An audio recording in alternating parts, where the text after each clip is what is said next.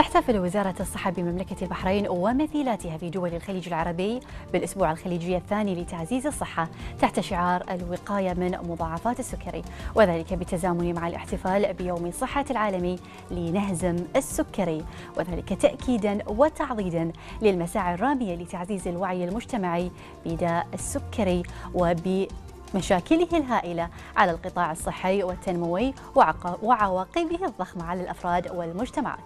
وتنظم إدارة تعزيز الصحة بوزارة الصحة مجموعة من الفعاليات والأنشطة المجتمعية في الفترة من 16 حتى 21 من أبريل. وحول هذا الموضوع نستضيف اليوم الدكتور عبير الغاوي القائم بأعمال مدير إدارة تعزيز الصحة لتحدثنا هذا الأسبوع والوقاية من مضاعفات السكري. مرحبا فيك دكتورة عبير. أهلا وسهلا أختي بدور، ومساء الخير على السادة المشاهدين. أشكركم على استضافتي اليوم علشان نتكلم عن الأسبوع الخليجي الثاني لتعزيز الصحة. طبعا مثل ما تفضلتي أختي بدور، احنا مشكلة داء السكري عندنا والأمراض المزمنة من المشاكل الصحية اللي تهدد الصحة العامة واللي منتشرة بكثرة مو بس في مملكة البحرين، في كل دول الخليج العربي وفي العالم أجمع. 60% من وفيات العالم هي بسبب هذه الأمراض. عندنا في البحرين 14% من البحرينيين يعانون من داء السكر.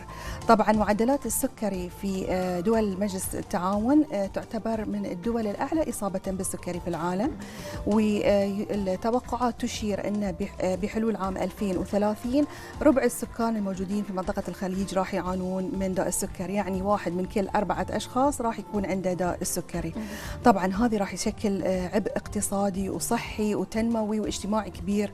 لذلك ارتأت اللجنة الخليجية للتوعية وتعزيز الصحة أنها ترفع شعار هذا العام الوقاية من مضاعفات السكر، لأن عندنا عدد كبير من المواطنين مصابين بهذا المرض. طبعا الاحتفاليات أيضا تتزامن مع احتفاليات منظمة الصحة العالمية تحت شعار لنهزم داء السكري. بالرغم من توفر يعني رعاية طبية وصحية متطورة ومجانية للمواطنين وحتى المواطنين في دول مجلس التعاون، إلا أن الدور الأساسي والمهم يجب أن يقوم به الشخص المصاب بالسكري في العناية بنفسه بالتعاون مع الفريق الطبي علشان يضمن وقايته من المضاعفات. دكتورة، يمكن مثل ما ذكرنا في البداية بأن يقام الأسبوع الخليجي لمرضى السكري، وقمتوا بالعديد من الفعاليات تزامنا مع هذا الأسبوع. شنو أهم الفعاليات اللي قمتوا فيها وشنو الهدف من إقامة هذه الفعاليات؟ طبعا بالأمس ابتدى تدشين الأسبوع. كانت الفعالية الرئيسية في مجمع سيف المحرق، وكانت موجهة للجمهور العام، ولكن طبعا بالأخص إلى مرضى المصابين بداء السكر وذويهم. الأسبوع راح يشمل العديد من الفعاليات الصحية المتنوعة، راح تشمل جميع مناطق البحرين. محطات صحية راح تنتقل من مجموعة من مراكز صحية يوميا إلى مجموعة أخرى حسب فعاليات الأسبوع. بالإمكان أن الواحد يتابع الفعاليات على موقع وزارة الصحة ومواقع التواصل الاجتماعي التابعة للوزارة وللإدارة. طبعا أهم الفعاليات اللي راح تشملها هذه المحطات الصحية حلقات نقاشية، فحص طبي، معارض، راح يكون هناك أنشطة جماعية للنشاط البدني وتحضير الطعام الصحي، ومسابقات، وطبعا جوائز تشجيعية للمشاركين.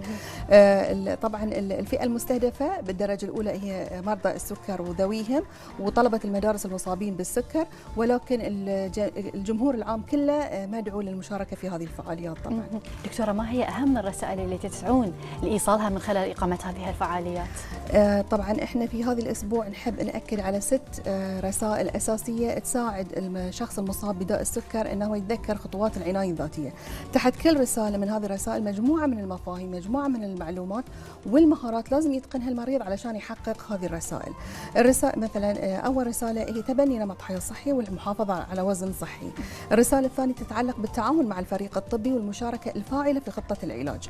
الرسالة الثالثة تتعلق طبعا بالقيام بالفحص المنزلي للسكر ومراقبة الذاتية للمريض حق سكر الدم.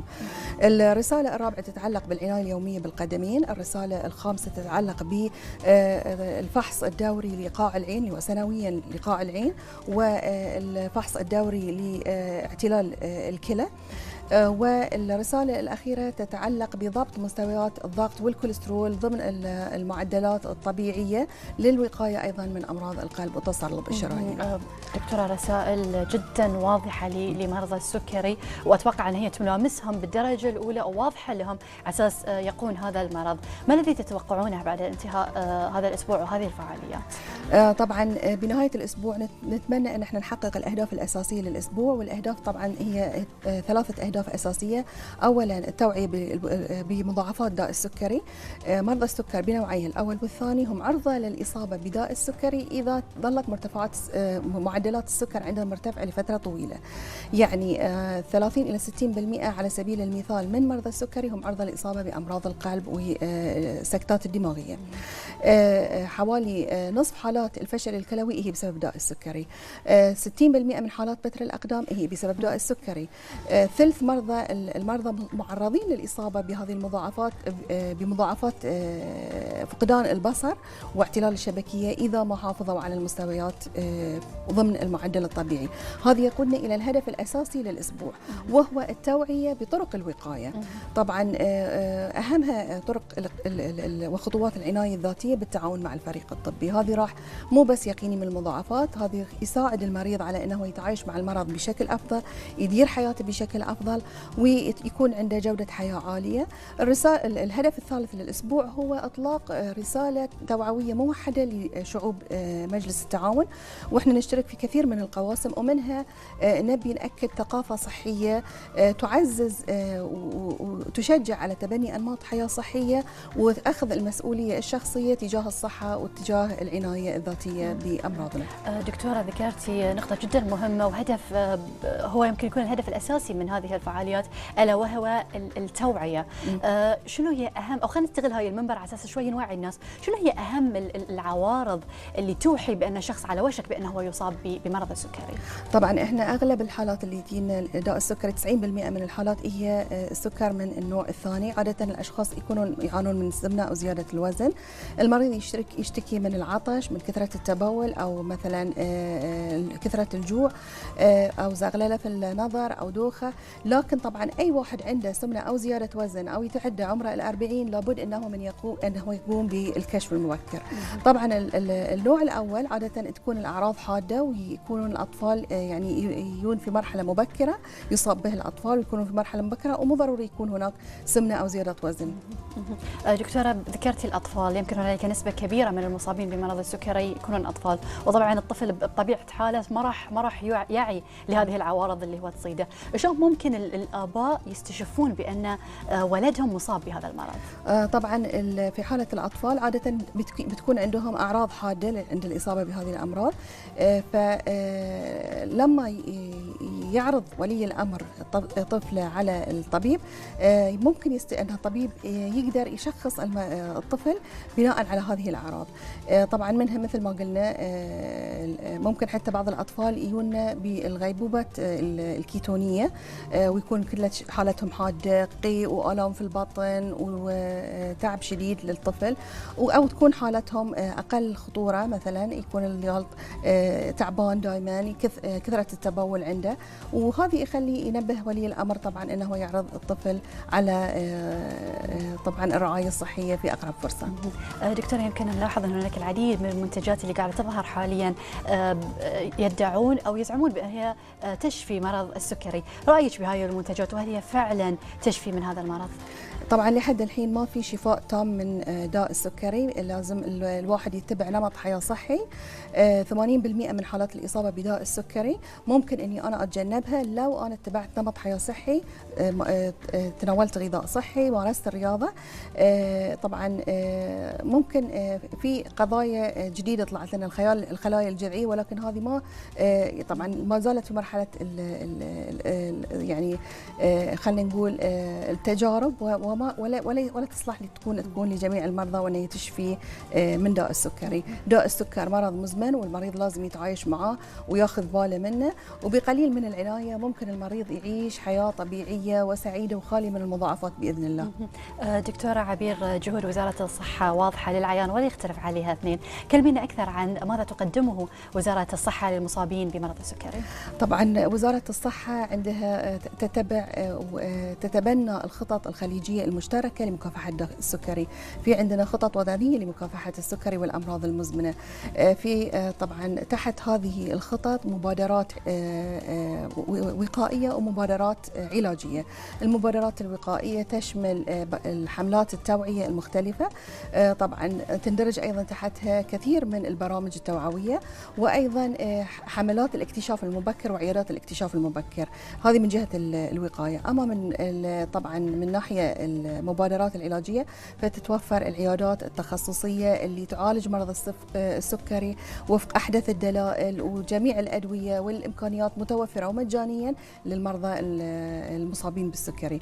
وفي عيادات طبعا تخصصية يتم تحويل المرضى السكر اللي عندهم مضاعفات لها، وطبعا مجهزة طبعا بأحدث التجهيزات وتتبع يعني مثل ما نقول أحدث الدلائل العلمية والكلينيكية لمعالجة مرضى السكري. دكتورة عبير، يمكن ذكرتي في بداية اللقاء بأن مملكة البحرين أو منطقة الخليج بشكل عام من أعلى أو تمتلك أعلى معدلات الإصابة بمرض السكري في العالم. هل ذلك بسبب نقص الوعي في مواطنين مملكة البحرين ومجلس التعاون، أو هو إهمال لنمط حياة صحية ومو حابين يتبعون هذه الأنماط؟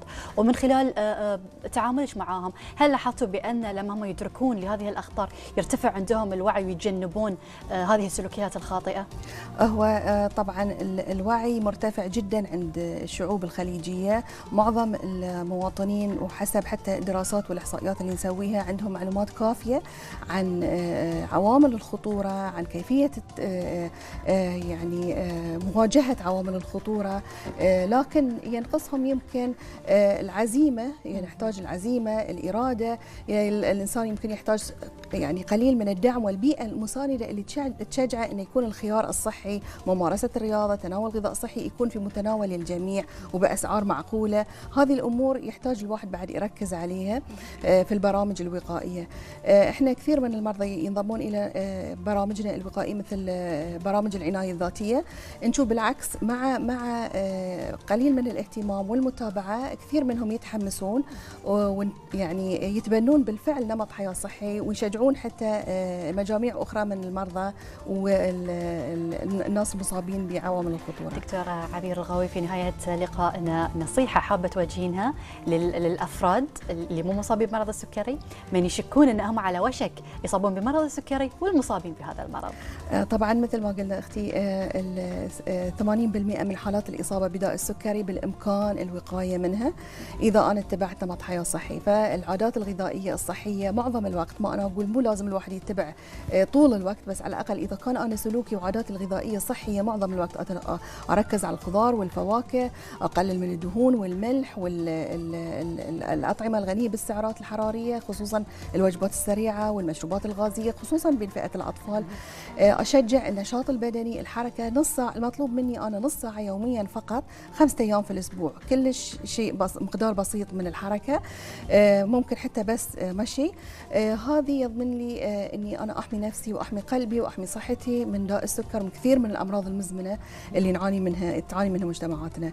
لمرضى السكر بعد نفس الشيء، ننصحهم طبعا بإمكانهم أنهم يتمتعون بحياة صحية وسعيدة وخالية من أي مضاعفات إذا هم اتبعوا أنماط الحياة الصحية وإذا التزموا بمهارات العناية الذاتية. وطبعا ختاما أشكر وزيرة الصحة لرعاية هذا الأسبوع، أشكر جميع القائمين على تنظيم هذا الأسبوع ومن رعاة ومن منظمين في إدارة تعزيز الصحة وخارجها. كثير من الجهات شاركت معنا داخل وزارة الصحة وخارج وزارة الصحة، مؤسسات المجتمع المدني، جمعية السكر البحرينية، كثير من الرعاة الداعمين اللي قدموا لنا الجوائز علشان نقدمها خلال هذه الأسبوع. لهم كل الشكر والتقدير، وأشكركم طبعا على استضافتي أني أقدر أتكلم في هالدقائق القليلة عن الأسبوع الحافل. وأتمنى طبعا الجميع يشارك معنا ويساندنا في هذا الأسبوع إن شاء الله بإذن الله. دكتور عبير، دائما كما يقال درهم وقاية خير من قنطار علاج. أنا أتمنى من جميع مشاهدينا اللي قاعدين يشوفونا اليوم يتبعون النصائح اللي قلتيها، وأنا أتوقع أنها نصائح جدا بسيطة وممكن لأي شخص بأنه هو يتبعها. دكتورة عبير الغاوي القائمة بأعمال مدير إدارة تعزيز الصحة، كل الشكر والتقدير وجودك معنا. الله يبعد عنكم الأمراض والأوبئة مشاهدينا الأعزاء. ومع نهاية هذا اللقاء نصل إلى ختام برنامج باب البحرين. نلتقي معكم غدا إن شاء الله. لكم مني ومن طاقم العمل أجمل تحية، إلى اللقاء.